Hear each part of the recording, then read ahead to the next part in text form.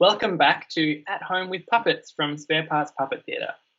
This week we'll be exploring different kinds of hand puppets. I'll be exploring finger puppets. I'll be creating sock puppets. And I'll be using gloves for my puppet. In today's video, we will be giving you some ideas and hopefully it inspires you to create your own. Let's get making! Hey everyone, today I'm going to be talking about how to make finger puppets and giving you some awesome tips on how to make them. Let's go! So for the materials you can use for the finger puppet, you can either use paper or any type of old clothing or fabric that you have lying around the house. I'm going to be using white paper. Firstly, you want to pick what finger you want to use the puppet on and then draw around your finger, but making sure you leave a little bit of a gap. The next step is to cut it. And once you've cut the piece of paper out, use that as a stencil so you can have two identical pieces. You want to secure the edges by using either glue, sticky tape, or staples. And once you've secured it, bend the paper like this so you can fit your finger through. Ta-da! Now it's time to get creative. You can either use pencils or colored pencils, other bits of paper where you cut out and color them, or you can use colored paper and then stick it on top of the puppet. You can use whatever you like. As you can see, I found some red cotton wool and cut it up to use as hair. All done.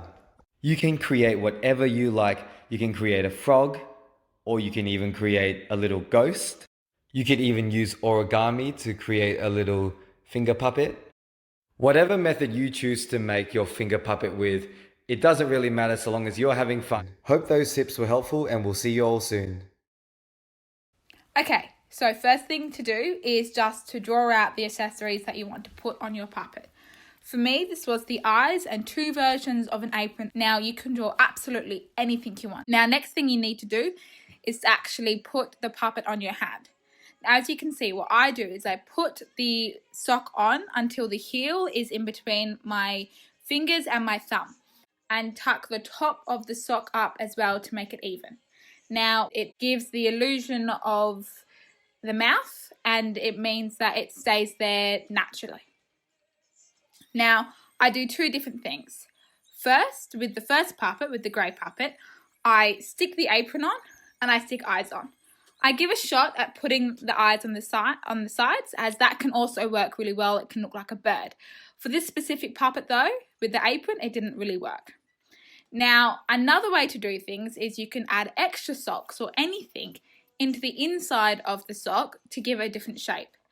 Now, what I do is I tuck two smaller socks into the top of the puppet. Now, I tuck them in as far as I can, and that's when I stick the eyes on the front.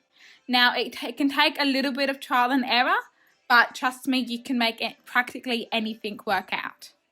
Today, I'm going to try and make some characters from these. A pair of blue washing up gloves. And I'm going to turn one of them into a thief and the other into a guard. Let's see how we go. So the first thing I did was draw out some eyes for my character. I chose quite cartoony eyes, but you could use buttons or stickers if you want. I then went over my eyes with a marker for some more definition. I also drew a little shield for my guard, coloured it yellow so he looks official. Next, I cut all my drawings out with some scissors, taking extra care with some of the finer details. Now with my guard's eyes, I chose to do a technique where you roll the sticky tape onto itself so it's double-sided. I then decided where I would place my eyes, and I checked this, and because they were sticky tape, I could rearrange them to where it best suited. The shield was too small for this, so I used some craft glue. With the thief, I wanted to use this black glove I found as a costume. So I tried it on and I marked out where I wanted bits to be cut out of, from the feet and from the top of the glove. Now, make sure you ask permission before cutting up a glove. But if you do, some scissors will do the trick. Next, I marked out where on the glove I wanted the eyes to go, and I stuck them on using some craft glue. But you could use tape if you wish to keep the glove. So the glue has finally set and my puppets are ready. I've got my guard.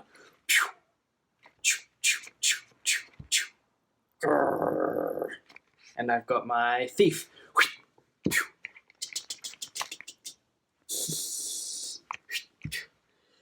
I think they look pretty good. Now you have some examples. We look forward to seeing what you come up with. Remember, anything is possible and think outside of the box. And we'll see you next time with some tips to puppeteer them. So stay tuned. Bye. Bye. Bye.